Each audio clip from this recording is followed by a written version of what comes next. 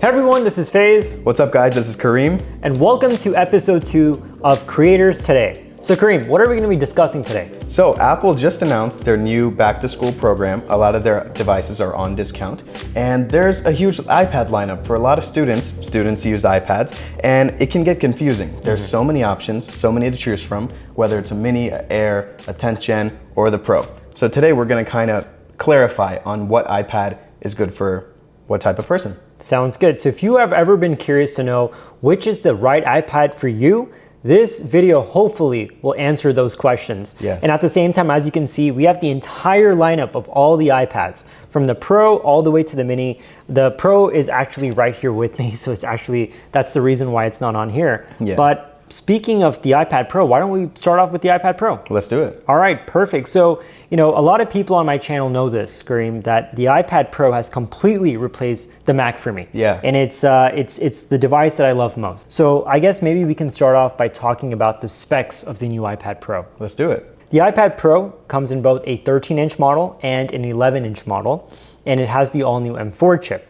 But I think what really makes it next level is not even necessarily the chip, because I feel like all the iPads are relatively powerful. For sure, right? You never, swipe or watch content or do something on an iPad and feel like it needs a better chip. Yeah. Like performance has never been an issue with iPads, but I think what the killer feature of the iPad Pro specifically is its display. So you want to go over a little bit about the display, Kareem? Yes. So for a lot of content creators, if you're creating content, you want your display to be P3 accurate, very bright, and very dark blacks, very vibrant colors, and that's what the MacBook Pro gives you. That's what a lot of Apple devices give you, but on this M4 iPad Pro, this has a tandem OLED liquid Retina XDR display. Ultra Retina XDR. Ultra, They're so confusing with their names. It's like the Air, which we'll talk about in a second, is the liquid Retina display.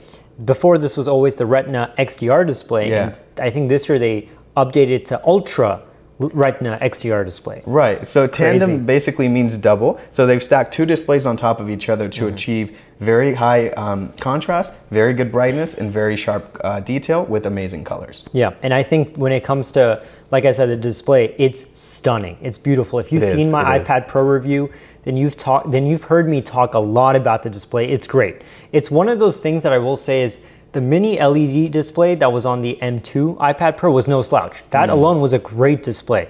And I think a lot of people are not necessarily going to notice the difference right away when they compare the iPad Pro, the M4 one, with the M2 iPad Pro with the mini LED display.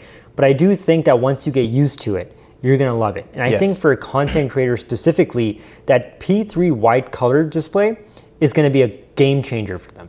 Because like you said, when it comes to color accuracy, this shows it, right? There is another option, which is the nano texture display glass. I don't think it's worth it. It's a scam.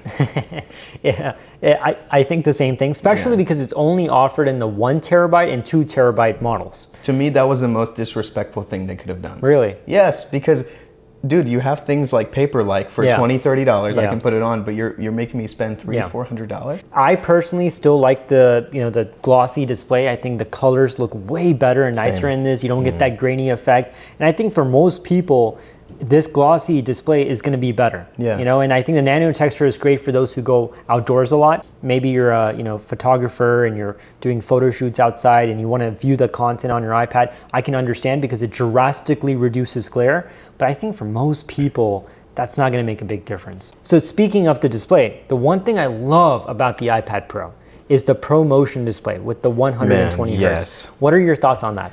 I think, again, for us content creators who notice things like this, it's very important. I have the studio display, but it has 60 Hertz. And it doesn't bother me as much because the colors are so beautiful, but on a Pro device that I'm using every single day, I think it's crucial for things to move very fast and quickly. And that's what I like about these Pro devices. But I wish you would have that option on the other more affordable iPads. You don't. For most people, though, you're not going to notice the difference between 60 Hertz and 120. It's just how fast things move, and it's a snappier way to use your device. But I guess that's why they call it Pro. That's right. Same with the M2 or the MacBook Air, 60 Hertz, MacBook Pro, 120 Hertz. So once again, it's one of those things that if you have an iPad Air, for an example, or just a standard iPad, and you don't have that 120 Hertz display, you're probably like, my display works fine, or my device works fine, the display is great. But once you get used to the ProMotion display, it's hard to go back. Absolutely. And I remember when Apple first introduced the iPad Pro back in, I believe, 2018 with the ProMotion display. That's when it first came out, and they made a big deal about it. And I remember I bought it, and I'm like, okay, it seems faster. I mean, I don't know what difference this is going to make. And after a couple months, when I used one of my friend's iPads without the 120 hertz display, I was like, why does this feel slower? Exactly. It has a slight delay. Yeah, there's a slight delay. So I'm glad that the iPad Pro has that ProMotion display. Yes. But moving aside from the display, it also has the M4 chip, which gives you up to 10 cores of CPU and 10 cores of GPU. That makes no difference in my day-to-day workflow whatsoever. It's a fast machine, but to be honest, the M2 iPad Pro was also a fast machine. You're not going to find a difference. And I said this in my iPad Pro review also, that if you're, video rendering, if you're editing a video and it's rendering 5 seconds later than what it would be on an M2 chip, does that really make a difference? Not at all. Not at all. Because while it's rendering, I can go eat lunch. I can eat a snack. Especially when it's photo or video editing. If you're doing homework, there is going to be no delay. It's done immediately. That's why I don't even like talking about the chips on the iPad Pros, because ultimately I think it's based on, the iPad is so based on its software. Yeah. And the software, I don't think it's taking full advantage of the M4 chip, if I have to be very honest. And I think that's been a major concern for a lot of people, that iPad OS is great, right? But is it truly taking advantage of the power that M4 brings, right? And this is something I discussed in the video I made about this iPad Pro. The iPads only get the base model chips, M2, M4. They don't get the Pro or the Max versions, nor the Ultra. So they're good devices, but they're not the most pro devices you can buy. Hence why the iPad was never made to replace the MacBook, but you can make it a similar experience with that new keyboard they've redesigned. That is correct. And also, the iPad Pro is the only iPad with Face ID. It's the only one? Yeah. I didn't know that, guys. I didn't know that. I thought this one had Face ID. Nope. They all have Touch ID. Okay. Yeah. That's weird. I know. And to be honest, once you're used to Face ID, it's almost difficult to use Touch ID because when you have Face ID, open this up, hit the space bar, and I'm in my home screen, right? Or if I'm using it like this, I just tap the screen and I just swipe up and I'm in, right? But with the iPad Air, you always have to look for this and then have your finger touch the Touch ID button, and then you have to be in, right? So it's that additional step you have to take. And also, like, for example, if you're holding it this way, right? Then you have to make sure that this finger is also optimized for Touch ID because it's closest to Touch ID, right? Wow, that's something not a lot of people think of. Yeah. So and that makes a difference, and I feel like even with other applications that you're using, like for example, when I go on YouTube or certain applications and it needs to, authenticate, right?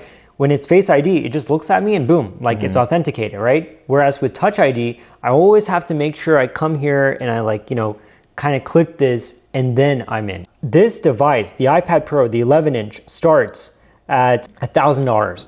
And if you want the 13-inch, that's $1,300. Yes. This is a crazy expensive device. It is. And this is not even including the Apple Pencil or the Magic Keyboard. Exactly. So who do you think this is really for? First off, I think this is for the student who gets spoiled or who has a lot of money to spend. And they just want the best of the best because this gives you all the best features that Apple is providing in a tablet. One of the best tablets in the world, if not the best. Yeah. So if you are able to, you have the means to, this is for you. If you want better battery life, the fastest chip, you want to future-proof yourself for other things that Apple will create with Apple Intelligence and other software OSs that they put in here, the iPad Pro is for you. Doesn't have to be the 13-inch, it could be the 11. But for most people, there's another one here that I think we should talk about. All right, which one's that? I think it's the M2 iPad Air. iPad Air, so this one right here. Yes, this one right here. All right, so I actually did a review on this just like a week ago or so. And I actually called it the iPad for most people. Yes. And the reason why I said that is it's because it's very similar to the iPad Pro. I mean, even they finally have a 13-inch model, right? So it's like the same size as the 13-inch iPad Pro, right? So it's a really nice device. But what I like about it is the fact that it's drastically cheaper, right? So like the 13-inch model of the Pro starts at $1,300. This starts at $800. Yep. That's much more affordable. Now, there are a couple things you don't get in this that you get in that, but these tend to be features that not everyone thinks about. Right. If I handed a student this iPad, they would not say, oh, I missed those, such as 120 hertz ProMotion, better and brighter, whatever screen, better speakers. This has less speakers. They won't notice the difference between the M4 and the M2 chip. I think one thing people will get annoyed about is Face ID, like we just discussed. This camera, again, we discussed in the previous podcast. Who's using the Once again, if you use the camera on your iPad, comment below and let us know. Yeah, because I was supposed to, what happened? Oh, the camera's here, so I was blocking it. Oh, yeah, it's a landscape. Who's using this, guys? Aside from FaceTime, but I don't get it. So I will say, I do a lot of Zoom calls and video conferencing a lot for work because I use the iPad Pro primarily as my main computer, right? So having the camera on landscape is beautiful. And you get a landscape camera on both the new iPad Air and the new iPad Pro. And the 10th gen. Wasn't that the first one to get this feature? Yeah, that's the first one to get it. And most people don't use that as a computer. The Air and the Pro I can understand. Right. But that to get it first was kind of, I was like, what is Apple thinking? Like, why are they not introducing this landscape camera on the Pro and the Air first? But Apple is Apple. Sometimes I don't understand their decisions. But I will say one thing. When it comes to the display, and I said this in the beginning, this has a very nice liquid retina display. It also has P3 white color, right? And it's got True Tone and all the things that this has, right? Yeah, it's not as bright as this, right? And at the same time, it doesn't have ProMotion. So that for me, I love ProMotion so much that it's hard. When I was using this device for the review, I was using it for a good solid week, and I was doing video editing and stuff. I didn't have any issues when it came to the M2 chip, because I actually edited my entire iPad Air review on the iPad Air, and I had cool. And I had no issues, doing video edits, doing some light photo editing on there. Yes, and now again, Apple did this with the MacBook Air. It was their most popular laptop. They introduced a 15-inch size. Now people love it even more. This probably was their most popular iPad, introduced a 13-inch size, and now you can experience the larger iPad feeling without paying the Pro price. Previous model had M1, this has M2. I think both of them have similar GPU and CPU cores. This has one more core, so in performance, you're not going to notice too big of a difference. But you used it for a week or 2 weeks. You edited the video on this. What type of person do you think this iPad is for? Because you can use the keyboard with it, certain pencils with it, so it's not limited like that. So I would say, once again, I think the iPad Air is the perfect iPad for most people because you can do some serious work on it. I will go as far as to say that this can actually replace a computer for most people, right? However, if you're if you're a huge content creator and you're constantly doing graphic design work or video editing and a lot of photo editing, you can do that on the iPad Air. But I think the experience is a little better on the iPad Pro, right? So if you're gonna make this your sole content creation device, maybe you should consider the iPad Pro, right? Like for example, my brother, right? He uses the iPad Air as his main productivity tool. Really? The M1? No, this M2 iPad Air. Wow. He uses it as his main productivity tool because for him, it's about creating reports on like Excel, writing documents on Microsoft Office or Microsoft, what's it called? The PowerPoint? Documents or Sheets. Something. Let us know, something like guys. that. I'm not in the Microsoft world, so he's obviously we're Apple here. So he's creating documents and reports and checking his emails, sending a ton of emails, doing a lot of research on Safari. So for him, this is the perfect tool. He's not creating content. But once again, you can also create content on the iPad Air. A lot of people feel like it can't handle it. It can. The M2 processor is very, very powerful. It is. But I actually think it's perfect for students. Especially now that they have a 13-inch model, I think it's perfect for students because you can take it out, have your textbook on one side, have your notes on the other side, get your Apple Pencil, be highlighting stuff, taking notes, creating presentations. And with the 13-inch display, I feel like, there's more of a screen real estate to work with. There is, and also if you want the 11-inch, that starts at just $599. See, that's a steal, $599.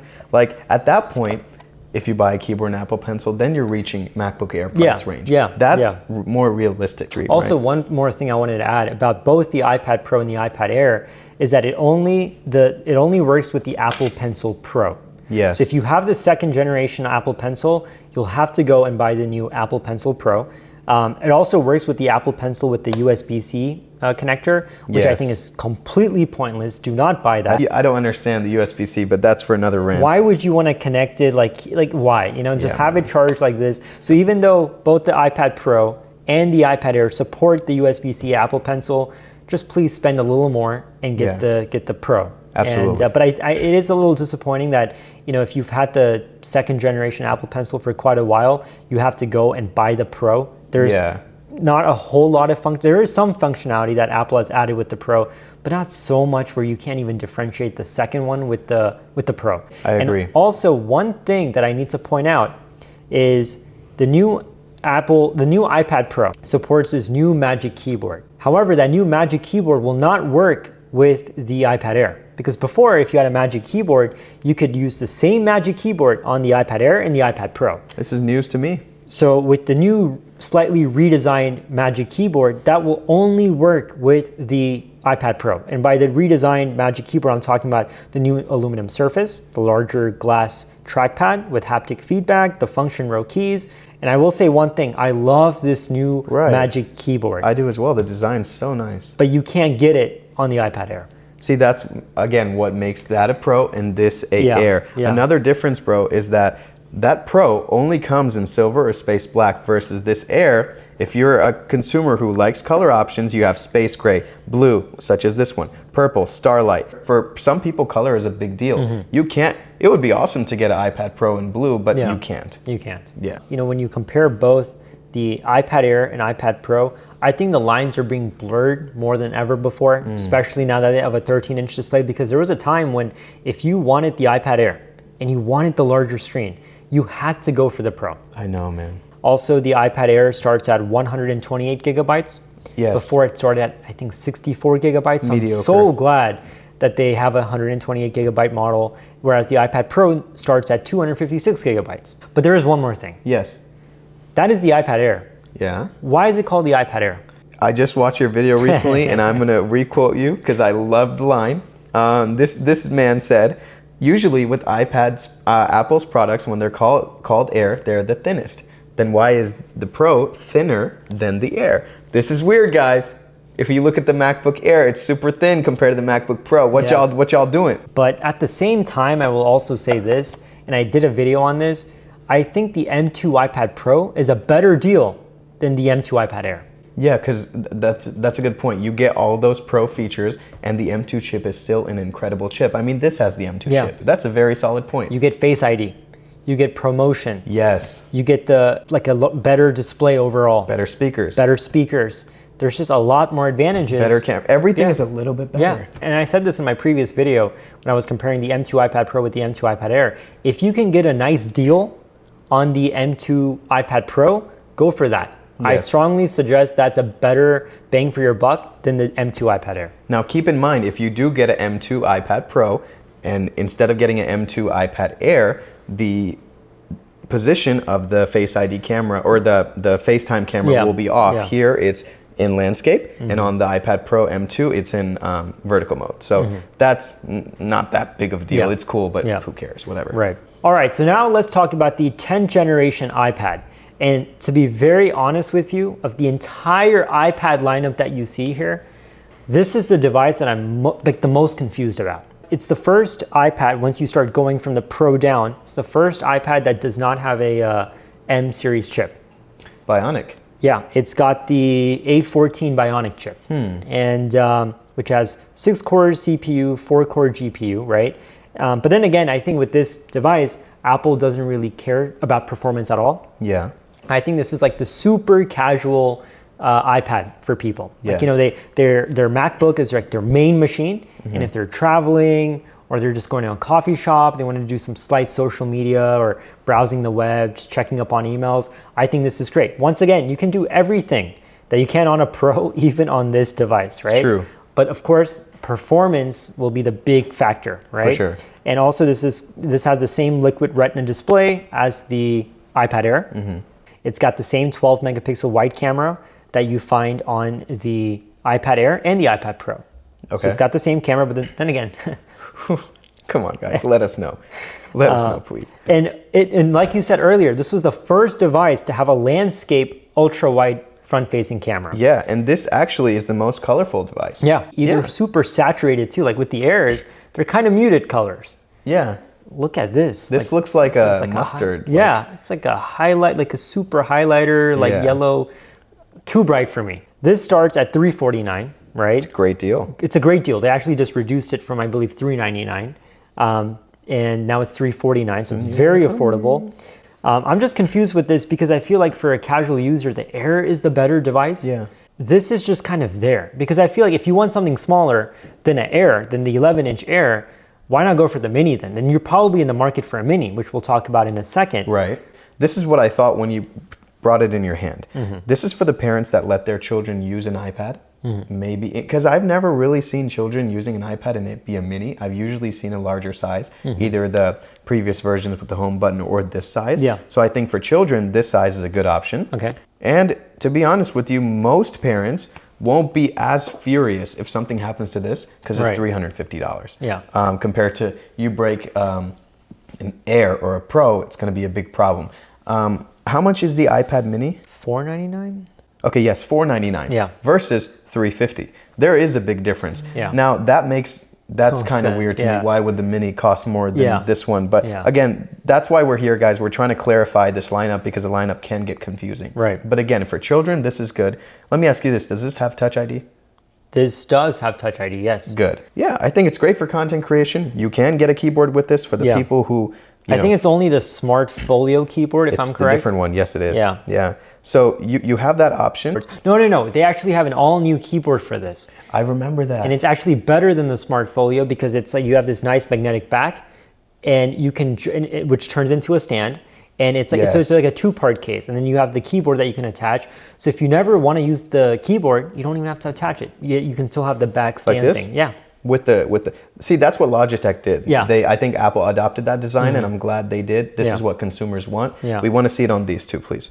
But yeah, who else do you think this iPad is for? I guess once again, I think it comes down to just the casual user. Another user I can think of is like, let's say you're a student, right? And your MacBook is your main device, right? That's where you're doing all your, creating your presentations and reports and, doing all your computing, right? And you just want a device just for note taking, just that. Yeah. All right. I think this could be it because it supports the second generation Apple Pencil, which I love. And it also supports the USB-C pencil, which I hate. But it supports it, right? Yeah. So I feel like for students, that's great because, you can have your Mac and you can have this side by side. This could be just for note taking and maybe reading some ebooks on or whatever, right? And your MacBook can be your main computer. And I actually saw that back when I was in college. A lot of people would be, I don't think they had this specific iPad at the time. Yeah. They had the iPad Pro was just beginning to get announced and there was a hype around it. So people were buying the iPad Pros just to take notes. And now obviously, the iPad Pro is a lot more expensive. But now I think students would prefer to have this and a MacBook. So you can have a MacBook Air.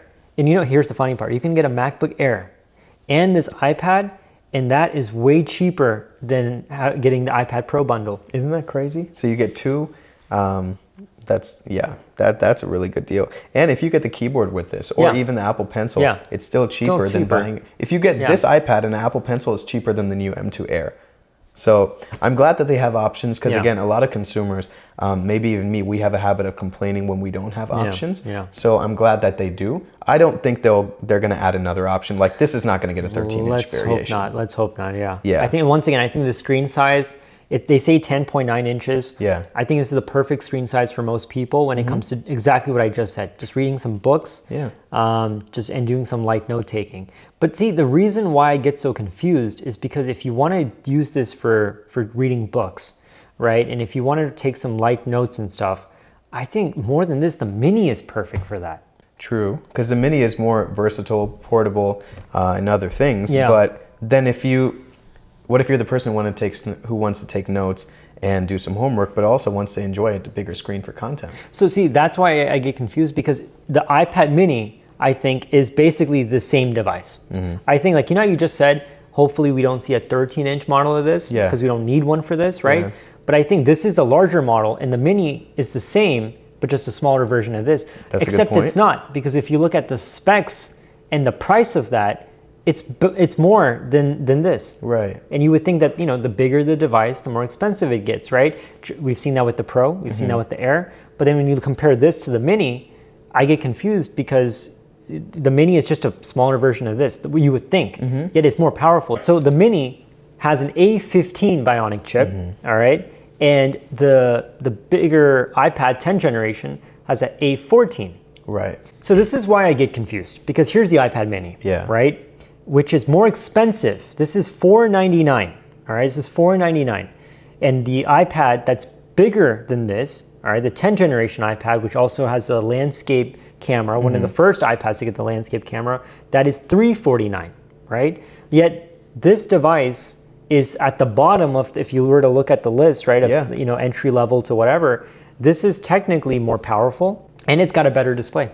Yeah, it's actually at the bottom of Apple's list when you go to their page for iPads. The top is iPad Pro, the bottom is iPad Mini. Yeah, and yet this has a better display. The 10th generation iPad has a standard RGB display. Yes. This has a P3 white color display. So see, that's important. And something I just realized, companies have a tendency to charge more for more convenient products than they do for bigger products. Hold on, this has the volume controls on the top? Yeah. I never knew that. So apparently, because it's so small, it's such a small device that if they put it on this side, right, the pencil would cover it. Bro, I never knew that. Yeah. Because I've never owned a Mini. Okay, if you guys knew that and I'm late to the party, show me some love, please. But at the same time, they could have put the volume buttons on the opposite side, like on an iPhone. But I think they also don't want it to look like an iPhone, because if they did that, it would legit look like a bigger iPhone. Right. If they had the same button placement on the iPad Mini. That caught me totally off guard. Yeah, it is weird to see the lock button and your volume buttons all on the same side. It is strange, yeah. Yeah, you know that feeling when you see something for the first time and you're just like in a state of like, wait, what? Yep. This model comes in space gray, pink, purple, and starlight. I don't think it needs more color variations, but this is, correct me if I'm wrong, this is Apple's oldest iPad that's out right now, right? Yeah, this has not been updated for a while. Yeah, and I think it's been a few years, actually. We're expecting it to be refreshed, hopefully in October. Hopefully in October. There are rumors that there's going to be an updated version of the iPad Mini. And just to let you know, I loved the iPad Mini. Yeah. And I'm saying it in past tense, because I've gotten so used to using the iPad Pro with its 120 hertz display, my iPhone with its 120 hertz display, that if I use anything that doesn't have a ProMotion display, I can't use it. Yeah, I feel that. Now, I'm somehow able to use my studio display that's not ProMotion, but again, I think because it's so big, it's okay. But when it's a smaller device, you tend to notice it more. Yeah. That's at least what I think. No, I agree. Yeah. I agree. Because now it just feels outdated. When I'm using this, it just feels outdated. It does. And I feel like Apple needs to tweak iPad OS for the smaller display. I feel like it needs to be scaled differently. Yeah. Maybe your icons, your app icons are larger. They need to do some things that are tailored towards such a smaller iPad. I agree. So I don't think they're taking full potential from an OS perspective with the iPad Mini. I'll tell you why I really liked the iPad Mini was I'm an avid reader, and I seriously think this is a huge Kindle competitor. And the reason why I say that is because it doesn't have an e-ink display, it doesn't have weeks long battery life, right? Right, yeah. But it's when I'm traveling, it's great to just watch movies on this. I would not want to watch a movie on this because I think this is too small. And here's the downside. If you're traveling, you're on an airplane. If you use the iPad Mini, you don't have to worry about charging your phone. Exactly. You just use this. Your phone's not going to die. Exactly. So it's almost like a giant iPhone, right? So and I like it because you can just be reading books on it, be swiping through the pages, reading articles. And I would say this is an iPad that I think is great for vertical. Because if you look at all the other iPads, they've gotten so powerful with the split screen and multitasking. I don't think this device is made for multitasking or having split screen functionality. You get it on here, But I think this, because it's so small, I think this is one of the first iPads that actually deserves an Apple logo in its vertical format. Yes, that is a very good point. Yeah, so I think this is great because I can be drinking coffee, reading books on this, maybe watching some shows. I think this is the perfect content consumption device. Yes, and this can go literally everywhere. Everywhere. At my job, we have a lunch table in the back, and it's inconvenient for me to fit food on this side and the laptop on the other side. Yeah. But I want a bigger screen than my phone, so this would be perfect for me. Yeah. Now, I'm not going to get it because I'm waiting for the refresh. Yeah. And in the first episode of Creators Today, we talked about iPad versus Mac, and I brought up this mini, and I was very interested. So I went to Apple at the Avalon. I checked it out. I held it in the hand, and man, I was disappointed. Yeah. Because like you mentioned, it doesn't feel like it's optimized for the screen. Right. Things seem small, Yeah. and it feels pretty slow. Yeah. I don't think it needs an M1 chip.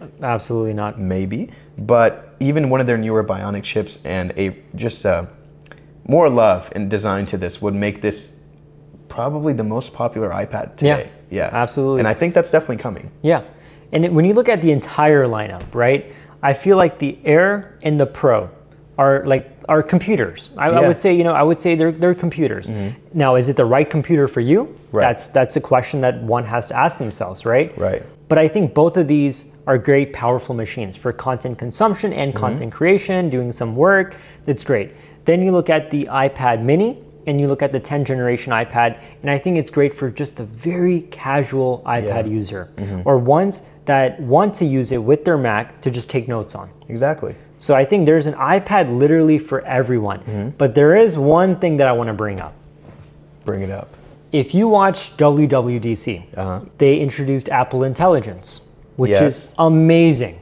It's super cool. And I can't wait to get my hands on it. It's a game changer. And Apple Intelligence is going to be literally baked into the OS. You don't need to go on a separate app for Apple Intelligence to work. It's baked into the OS. But here's the thing. If you want Apple Intelligence, you're not going to get it on every iPad. Doesn't it have to have an M series chip? It needs to have an M series chip. Okay, so you know what? Then let me say this. I think this is getting M1. Maybe M2, but I think M1. Okay. I mean, I wish all of them had at least M1 so that you could get Apple Intelligence. For sure. Because it's great, because like we just said, the iPad mini and the iPad 10th generation are great for students who also want to use it alongside their Mac, right? For note-taking and stuff like that, proofreading emails. And with Apple Intelligence and all the great AI features, there's so many smart features that you're getting that I think the iPad would really, really benefit. I think, we talk about how iPad OS needs to become more powerful and this and that, but I think with Apple Intelligence, all these iPads, or not all of them, the Air and the Pro are going to get 10 times more powerful. Exactly, and that's similar to a Tesla. You buy the device, you buy the car, and over time, through OS and software, it gets better. That makes you like the device more and appreciate it more. Yeah. So I think for Apple, it would be smart to give this at least an M series chip. Maybe not the 10th gen, but I think this really should, especially because it already costs more. Yeah, it costs more. And once again, you will get iPad OS 18 and 19 and hopefully 20. It supports 20. Yeah. But the fact that it doesn't support Apple Intelligence, right, which releases this fall, that's disappointing for me. Yeah. I really want Apple Intelligence to be on all devices, all iPhones, all iPads. I agree. But that's not going to be the case. Yeah. So if you are someone who is big into AI and you want to take full advantage of Apple Intelligence, don't even consider the 10th generation iPad or the iPad mini. Right. Just only look at the Air and the Pro then. But if you don't care about Apple Intelligence and you just want something to read books on, do some light note-taking and light, just surfing the web and just doing some light tasks, right, casually here and there, then I think the mini and the 10th generation are perfect for you. Especially if you're the type of student or person who bought the M2 or M3 MacBook Air and you wanted the 10th gen or the iPad mini as a companion, you would have had Apple Intelligence on those devices. Yeah. So you don't particularly need Apple Intelligence on these because, again, you can take notes and read on there. So that's a good point. And another thing about the mini, and it's not it's easy to understand why, there is no Apple keyboard that's compatible with this. Exactly, yes. And it doesn't make sense. If you want any sort of typing experience, right, they make a keyboard for the 10th generation. They don't make a keyboard for the mini. It's so tiny. Right? This is not supposed to be a computer. Exactly. Yeah. This is, I think, when Steve Jobs got on stage back in 2010 and talked about what he thought the iPad should be, right? this is it. This is all those things that Steve Jobs mentioned on stage for what his vision of an iPad was. Now, over the years, people want the iPad to be so much more, right? And that's why we've got so many other iPads. Yeah. But once again, if you just want something as a leisure device, this is the one. This is the one. I agree. When I had my 12.9-inch iPad Pro, I thought I would love it. And I did, but I used it less and less because it was so big. Yeah. Now I start to think 11 inches better. But when I hold this, I'm like, dude, this is perfect. They just need to do some fine improvements, and this would be the perfect iPad. Right. Now, do you want to create content on this? No. No. I mean, you can. You can watch it. You can watch it, and you can create content, but it's not the device for you if that's what you're going to be doing, right? Sure. It's like a giant iPhone, if I have to be very honest. And so what's interesting though is that this year the iPhone 16 Pro and Pro Max are getting even larger. So the Pro Max, is going to get a 6.9 inch, practically a 7-inch display. And rumor has it that the next iPad mini will have an even larger display. That would be cool. Maybe you said 8.3?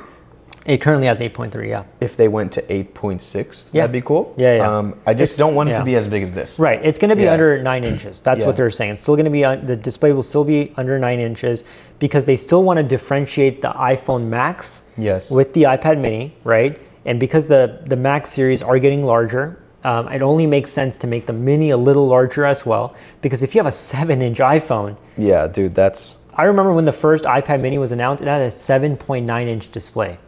And now we're getting an iPad, or now we're getting an iPhone with the 7-inch display. Yeah, that's 6.9, but pretty much 7-inch. Yeah. It feels like things are getting bigger and bigger as we go on. Yep. That's crazy. But once again, I like that Apple has all these options, though it can get confusing. And hopefully, we tried to answer a lot of your questions about which iPad might be the right one for you. Again, I hope we did a good job kind of explaining the differences between them. I know it can get confusing. Yeah. And if you still have certain questions, you can drop those questions in the comments section below. Absolutely. And we'll answer them for you. So because there's so many things, I'm sure we might have missed out on a few things.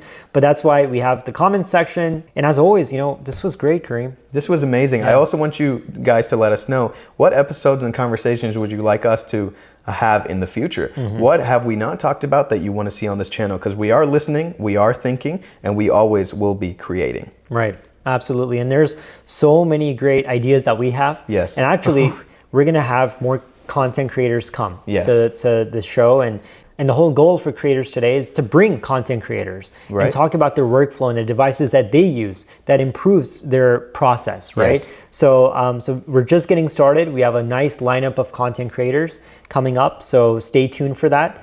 And we'll see you very shortly. And of course, if you haven't subscribed to the channel, be sure to subscribe. Yes. We are also on Apple Podcasts and Spotify. So if you want to listen to just the audio versions, those are now available. We have the links to those in the description below. Yes. Once again, thank you guys so much for watching the second episode of Creators Today. And until next time, we're out.